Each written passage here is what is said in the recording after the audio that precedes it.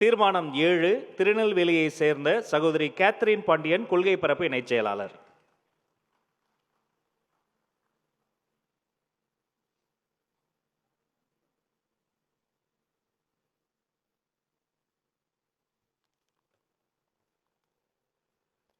தீர்மானம் 7 பாதுகாக்கப்பட்ட ராம்சர் சதுப்பு நிலத்தில் கட்டுமானம் கட்ட தனியார் நிறுவனத்திற்கு வழங்கிய அனுமதியை ரத்து செய்ய வலியுறுத்தி தீர்மானம்.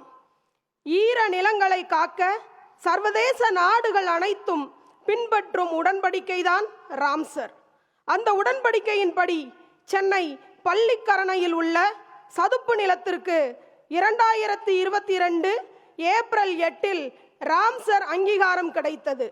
இந்த அங்கீகாரம் பெற்ற நிலப்பரப்பில் எந்தவித கட்டுமானமும் கட்டக்கூடாது என்பதுதான் அந்த உடன்படிக்கையின் முக்கிய அம்சம். பசுமை தீர்ப்பாயம் பிறப்பித்திருக்கும் ஓர் உத்தரவிலும் சதுப்பு நிலத்திலோ அதன் எல்லையிலிருந்து 1 கிலோமீட்டர் தொலைவிலோ கட்டுமானங்கள் கட்டக்கூடாது என தெளிவாக கூறியிருக்கிறது. ஆனால் இந்த விதிமுறைகளை மீறி தனியார் நிறுவனம் ஒன்றுக்கு அந்த அரசு நிலத்தில் அடுக்குமாடி குடியிருப்பு கட்ட தமிழக அரசு அனுமதி அளித்துள்ளது. கட்டுமானம் கட்ட சுற்றுச்சூழல் தாக்க மதிப்பீட்டு ஆணையத்திற்கு அந்த நிறுவனம் முதலில் விண்ணப்பித்திருந்தது. ஆணைய அனுமதியை தொடர்ந்து வனத்துறை தடையில்லா சான்றிதழ் வழங்க சென்னை மாநகர வளர்ச்சி குழுமம் இந்த திட்டத்திற்கு ஒப்புதல் அளித்திருக்கிறது.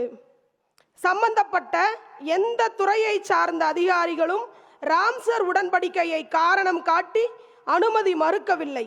இதனால் இந்த அனுமதி அரசு அதிகாரிகள் மற்றும் அமைச்சர்களின் ஒத்துழைப்போடுதான் நடந்திருக்கிறது என்பது தெளிவாகிறது.